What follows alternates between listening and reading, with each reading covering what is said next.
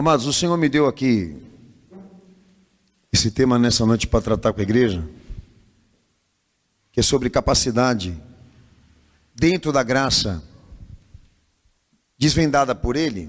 Por isso chama graça capacitadora, porque provém dele, como Paulo definiu aqui, a suficiência provém de Cristo, de uma capacidade provida por Ele em um ato de misericórdia, de favor, como estamos aqui nessa noite, porque tudo é dele e nada é nosso.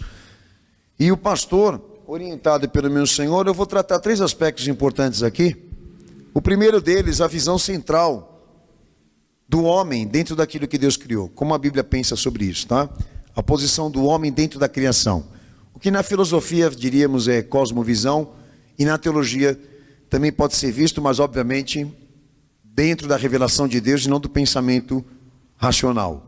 Mas é necessário que o homem seja visto da maneira como Deus o vê, para se entender o evangelho, porque sem essa vista e sem esse trabalho de como Deus vê o homem histórico, você não entende o evangelho, tá? Segundo ponto que o pastor, eu vou, obviamente orientado pelo meu Senhor, também definir aos amados irmãos que certas habilidades e capacidades que são vistas nos homens não podem ser confundidas como virtudes teológicas, como coisa de Deus, inteiramente.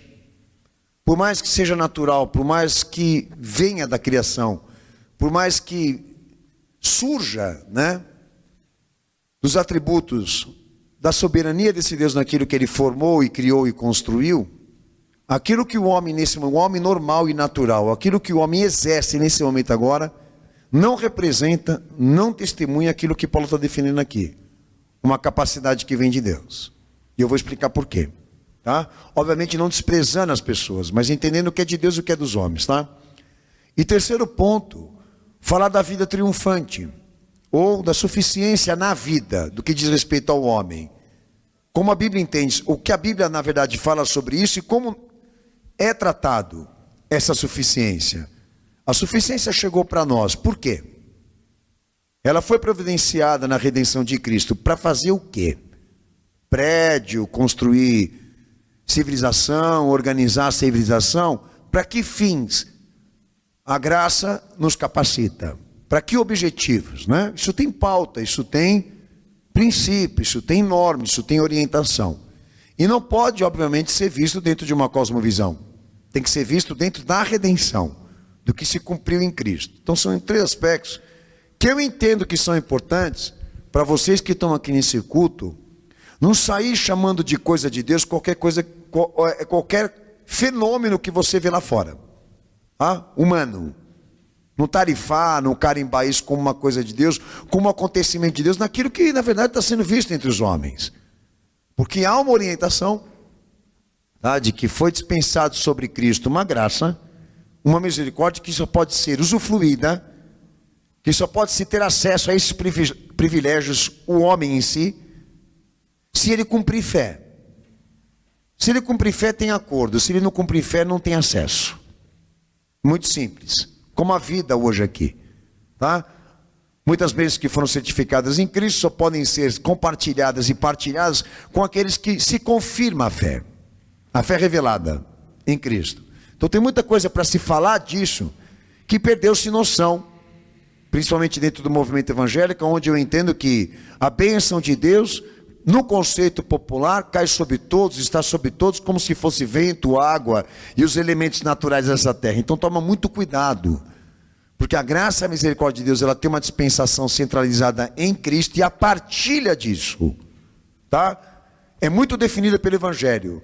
Só tem partilha, só tem acesso quem vive uma fé exclusiva, íntima, por Jesus. E tem muitas coisas que podem ser ditas em torno disso, e o pastor eu vou tratar. A natureza do homem desde o princípio. Deus o formou com uma missão. Então o homem nessa natureza. Quando eu falo natureza, os irmãos têm que entender que é o princípio, a origem, a raiz disso, de como Deus fez o homem e quer que ele exista. Tá? Essa é a concepção. O homem veio desse decreto, ele veio desta ação criadora que Deus representou por soberania, defini-lo como ele deveria ser e existir. Tá? Isso é antropologia na criação. Bom, existe um testemunho da parte de Deus, entenda, não que Moisés escreveu, o testemunho que Deus deu de como Ele quer que as coisas sejam na existência, é aquilo que elas pregam sobre elas mesmas, concretamente. Então a Bíblia não precisa falar para mim que Deus fez assim um homem. Eu olho o homem e vejo ele assim. Entende o que eu estou falando? E essa é a lei assinalada. Do que Deus foi capaz de fazer, como também o que Ele determinou que as coisas, na verdade, sejam. Da forma como Ele determinou. Ok? Então esse testemunho, o testemunho concreto, tá? Não escriturário, sob o domínio do homem, é a sua posição central dentro da criação. Até onde o homem iria dominar, para que ele deveria existir. O que isso testemunha? Primeiro detalhe, Deus determina o homem como sua imagem.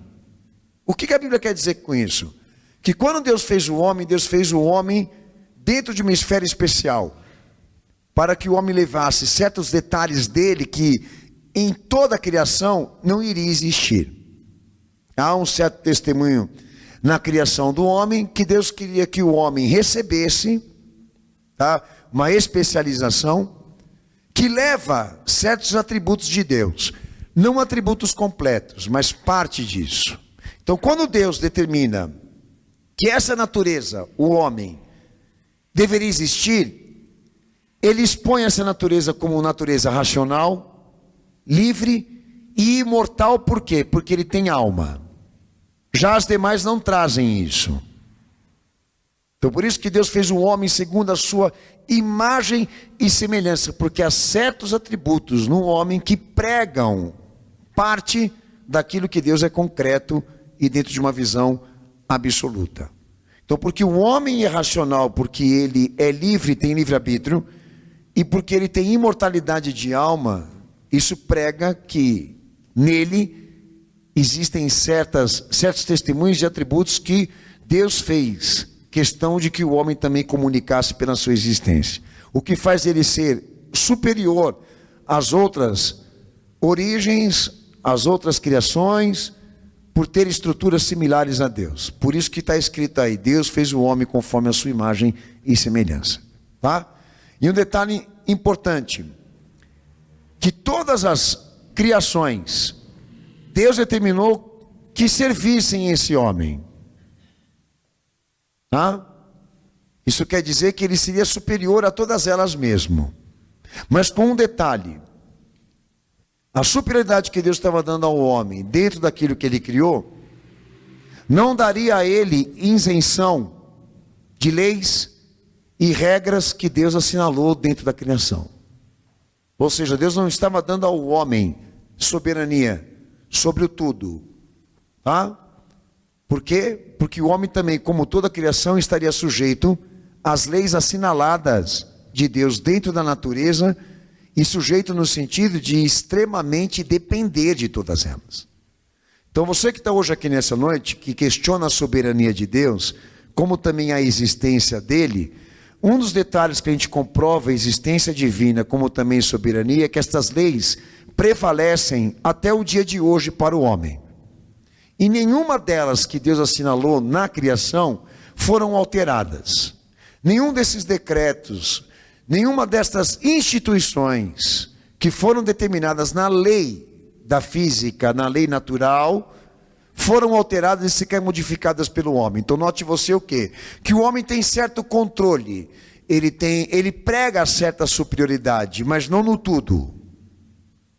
Então existem esferas que ele não domina, porque se dominasse já teriam quebrado essas leis. Tá? E eu me refiro ao DNA, me refiro à questão genética, e tem todos os detalhes que a ciência poderia até mesmo identificar isso que eu estou falando facilmente. Tá? Uma dessas coisas que eu posso rapidamente aqui dar como exemplo, é Deus ele determina lá atrás, criar homem e mulher, e no meio termo, o meio termo não existe. Nasce o macho, nasce a fêmea, mas no meio termo não vem nada. Então são leis que Deus assinalou, que elas funcionam até o dia de hoje. E nós não podemos quebrá-las. Por mais que o homem tenha certas habilidades ou capacidades dentro dessa esfera de criação, ele não é soberano nelas. Porque se fosse, volto a repetir, eles já teriam mudado. Você não concorda? O homem vem à existência se Deus julga. E vai embora se ele também determina. Então quer dizer, o homem vem à existência e deixa de existir por uma força que está acima dele. E que prega ter uma capacidade acima dele. E tudo na teologia pode ser explicado, obviamente com bom senso, com humildade, com revisão, com leitura, você chega à conclusão. Mas em compensação, até aqui, né? A palavra de Deus determina que o homem ele é um representante exclusivo disso, de pregar, de testemunhar em si mesmo certos atributos e capacidades que Deus confiou a ele e que Deus também tem. Amém? Mas lá em Gênesis 3, aí vem uma outra narrativa. Esse mesmo homem que Deus determinou que fosse a sua imagem verdadeira, por ser racional, livre, como também ser imortal e levar sobre si, né? Esses status similares a Deus, esse homem cai, ele peca, ele se corrompe. A partir daí, né, essa prerrogativa, na imagem e na semelhança de Deus, ela é comprometida. A justiça que havia no homem, como também a perfeição que existia nele, ela é perdida por causa do pecado e é comprometida por causa da queda dele. A Bíblia também fala sobre isso. Então mesmo dentro de uma natureza semelhante a Deus, né? Racional, livre, como também imortal, esse homem se corrompe no sentido original, tá? No que diz respeito à justiça, no que diz respeito à perfeição. Então ele passa a não refletir mais a imagem de Deus, no que diz respeito à sua glória, à sua justiça, à sua vontade, à sua perfeição, à fé. Então, corrompido na queda, o homem já não é mais o mesmo. Mas o que eu quero com isso? Bom, quero dizer que ele não funciona mais para Deus, ele não funciona mais para a sua glória. O homem não existe mais para a glória de Deus, é isso. E não funciona mais para ele.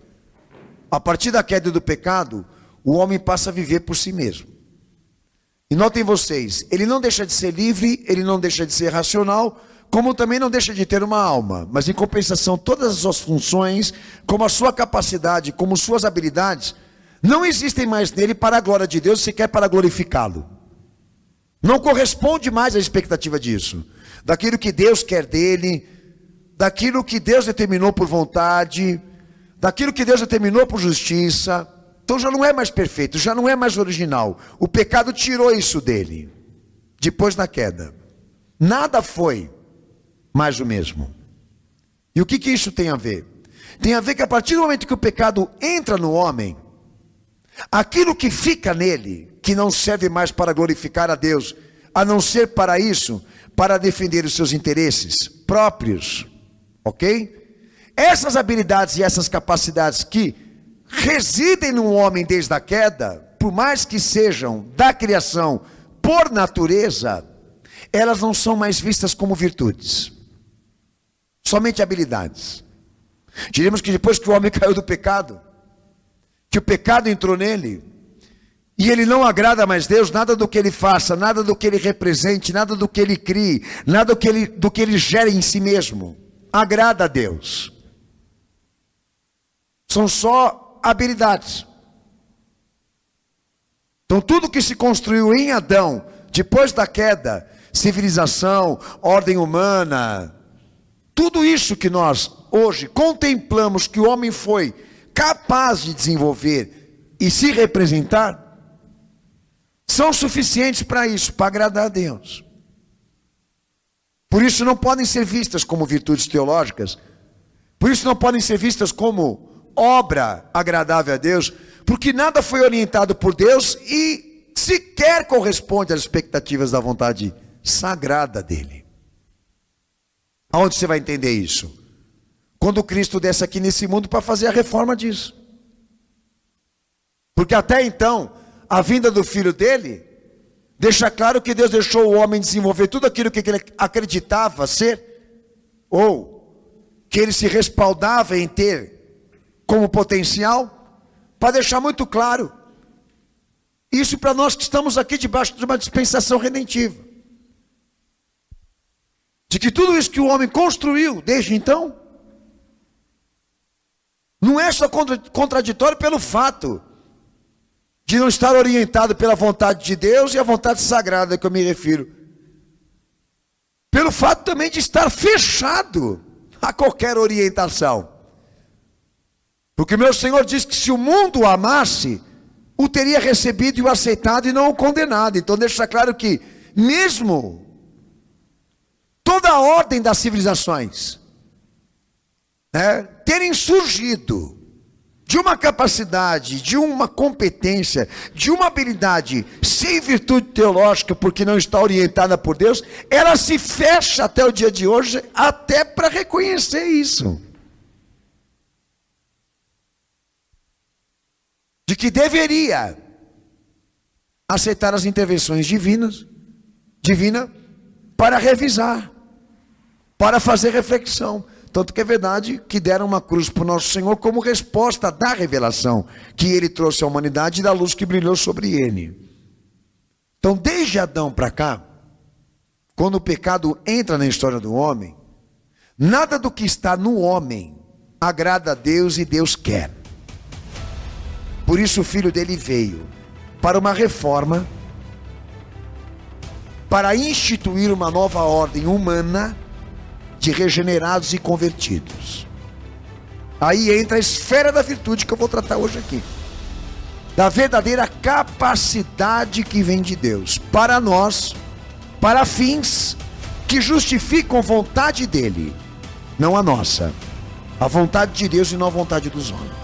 Mas até aqui é importante os amados irmãos entenderem que a virtude não pode ser confundida e nem misturada com habilidades e capacidades humanas, por mais que sejam naturais da criação e que Deus tenha proporcionado, porque todas elas estão corrompidas.